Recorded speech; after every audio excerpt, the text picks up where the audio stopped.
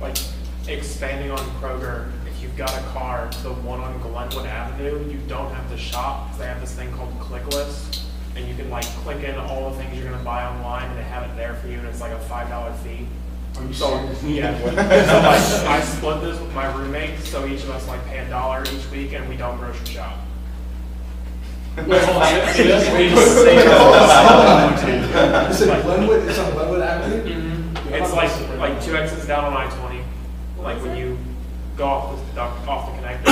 Dude, that's like the most beautiful thing I've heard all day. Yeah. Glenwood Kroger. Dude, I don't even have a car, so like, how did I not know about that?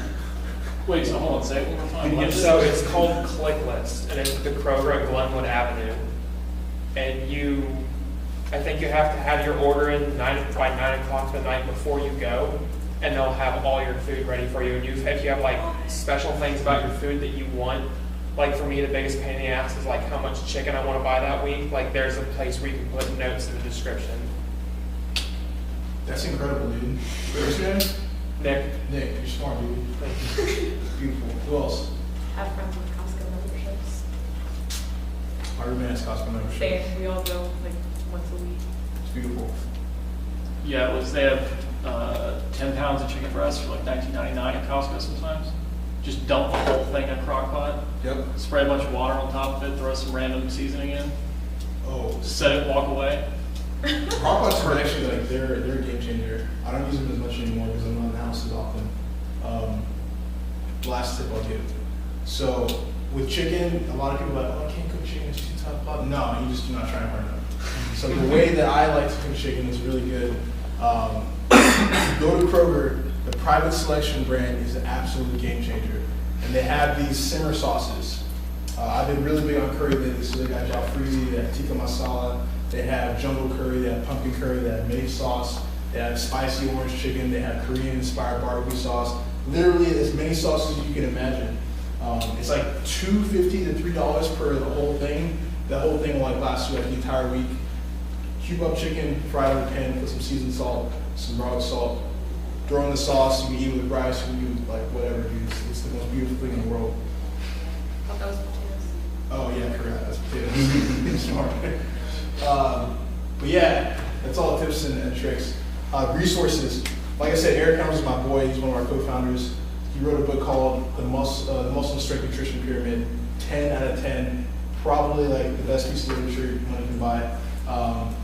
This is not like I don't make any money off this. So he sells on his website. He's also got some more information. I'll make sure to link because he has a whole YouTube series on this. I'll make sure to link that when I post these slides. And then also the Dietary Tracker Continuum by Greg Slater. That's kind of where I got the concept of adherence space, that pyramid that I showed. So yeah, anybody have any questions? For those of us who came late, Yeah. are there other slides? Can I check them out? Yeah, I'm gonna post them on the Facebook page. Sorry about that. No worries. Obi, could you like touch on the drinking and exercise thing real fast? All right, I'll try. I'm actually not super well read on it. I kind of just freeball it. But so the whole thing with alcohol is that 7 calories per gram.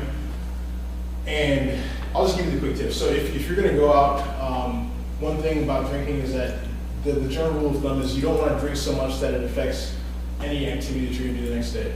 So you don't want to get so plastered that you can't, move out of bed, or your training is like the worst thing in the world. So usually for me, I would recommend drinking like, depends on the person, 4 to 6 shots or whatever the equivalent of that is for beer or whatever. That usually is good enough. I hope you guys are 21, by the way. I'm assuming everyone's 21.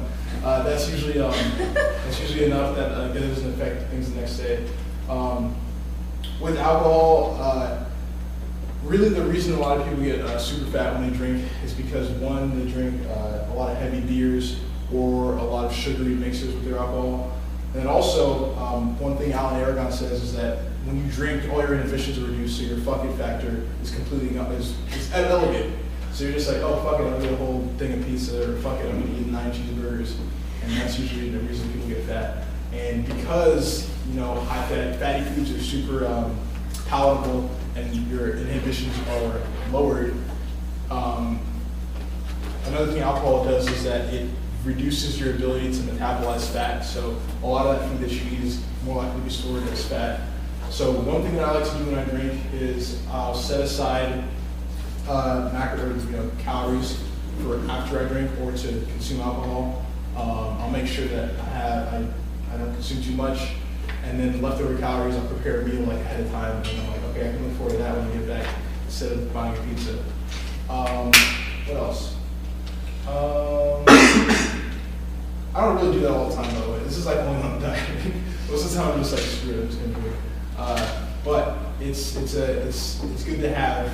It's good not to, if you are of age to drink. Some people will be like, oh, I'm dieting, I'm never gonna go out, I'm not gonna talk to anybody.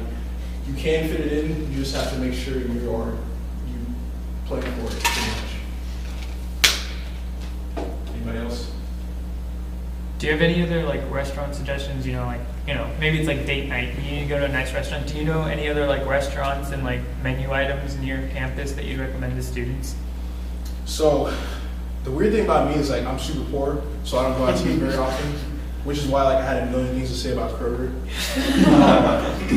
As far as like macro-friendly places to go, Chipotle is pretty good if you know what to pick from the menu or like the line thingy.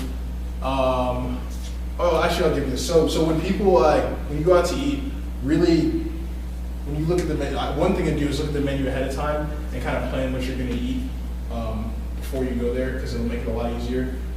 And then also pick foods that are generally low in fat. And the reason for that is because you're not the one preparing the food. So for a chef, he's got 9 million orders. So he's like, oh, this needs a tablespoon of butter. Here's 5. And then all of a sudden you're like 90 pounds and wondering why, because you would have to do this every night. So yeah, order foods that are generally like leaner proteins, salads without dressings, things that are like easy to track. That their margin for error is a lot less. That's my advice. As far as restaurants go, Chick-fil-A, the chicken sandwich. Of course I'm suggesting like cheap date night options. Dude, I don't know. I'm just gonna give you cheap options. Chick-fil-A, the chicken sandwich is dope.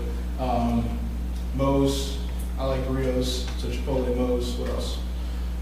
If you get a Chipotle bowl, ask for a tortilla on the side. If you want a burrito, you get more. You get the bowl. That's your bulking. That's a good tip.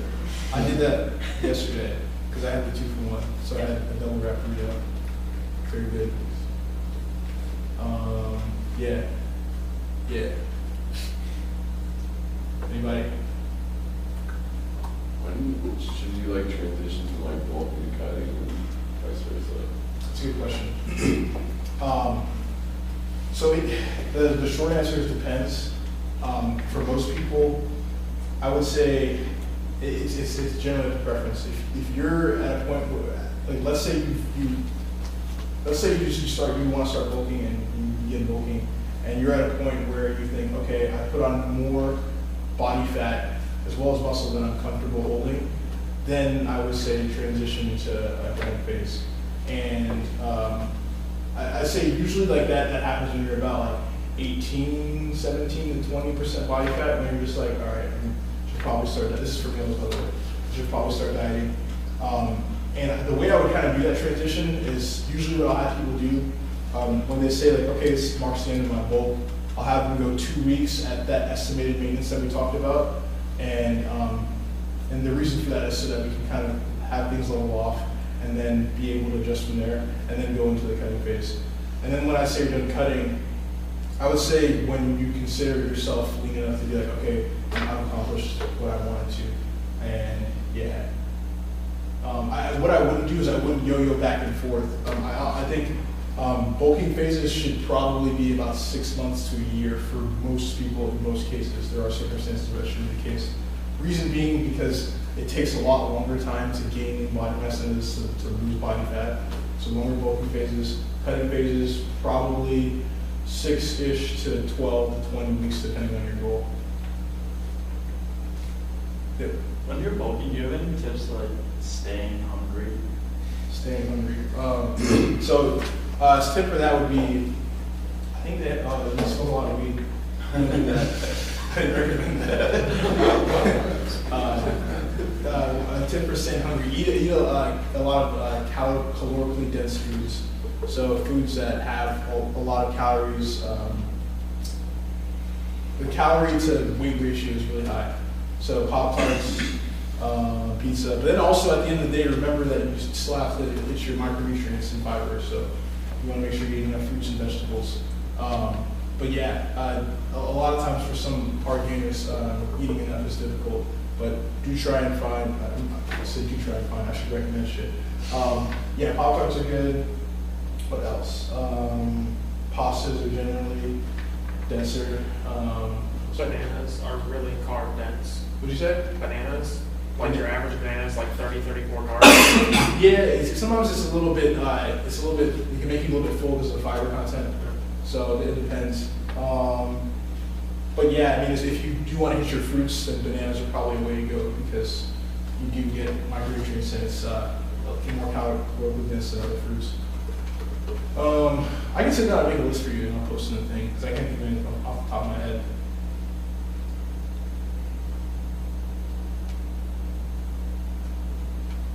Sick. All right. Dude, thank you guys so much for listening to me yap for like an hour. Everything that